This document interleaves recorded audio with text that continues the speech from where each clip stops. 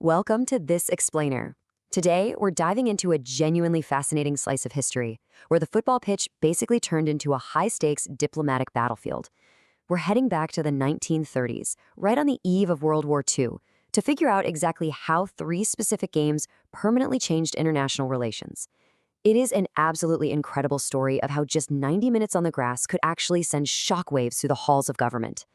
To really dig into this, we're going to be grounding our analysis today in this brilliant piece of research. This is a 2009 master's thesis by Paul Napolitano, and it just masterfully dissects that intense intersection of interwar politics and sport.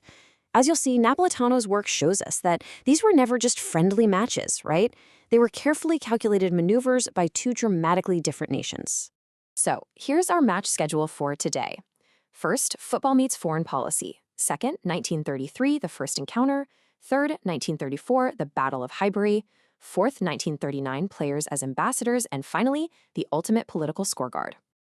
All right, let's kick things off with Section 1, Football meets Foreign Policy.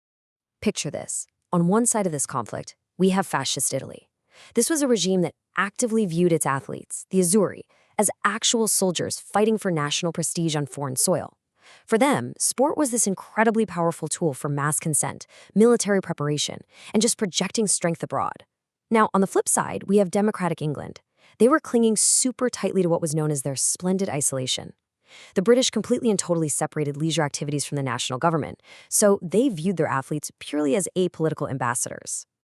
And this massive ideological clash didn't just explode out of nowhere. It escalated across three pivotal matches throughout the decade. We'll start in Rome in May 1933, then move over to London for the infamous Battle of Highbury in November 1934, and finally, we'll hit this really tense climax in Milan in May 1939. We're going to walk through each of these moments to see exactly how that English isolationist policy was challenged and ultimately completely broken down. Which brings us to Section 2, 1933, the first encounter. So the match itself ended in a 1-1 draw. But the Italian press, they aggressively framed this result as a massive victory for their new system. You see, Mussolini was pushing this expansive, irredentist foreign policy. And a draw against the unchallenged inventors of the sport, that was a perfect propaganda tool.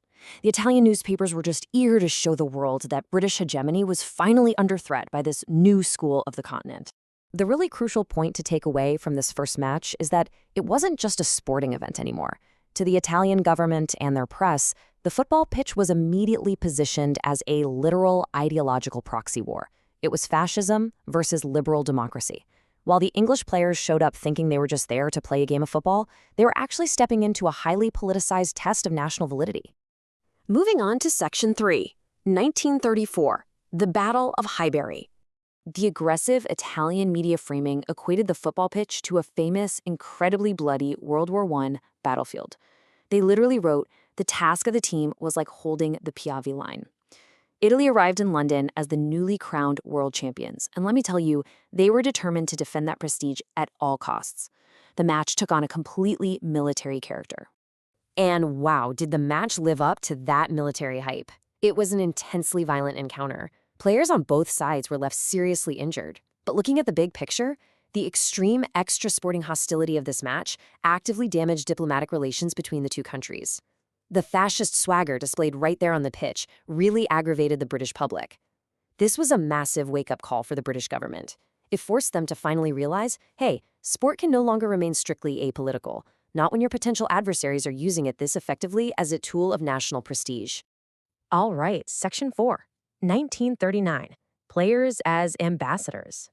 After the absolute disaster of 1934, the British Foreign Office and the Football Association realized they had to start working closely together. By 1939, they deployed this highly curated step-by-step diplomacy in Milan. Step 1, send the strongest possible national team to show respect.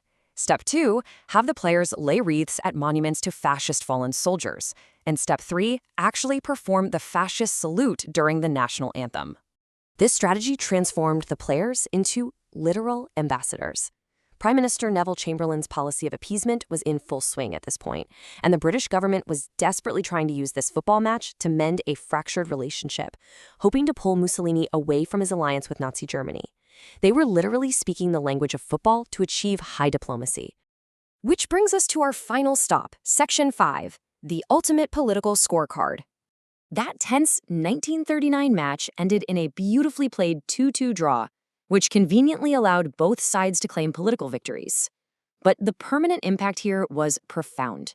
Italy successfully used these games to project power and legitimize their regime globally. And in response, Britain was forced to permanently abandon its splendid isolation in sports.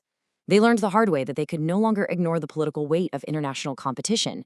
The ultimate result was that international sports and global politics became inextricably linked forever. As we wrap up this explainer, I'll leave you with this final thought to ponder. We've just seen how a handful of athletes and 90 minutes on a pitch directly shaped the diplomatic fate of nations in the 1930s. So, what invisible battles are unfolding in our stadiums right now?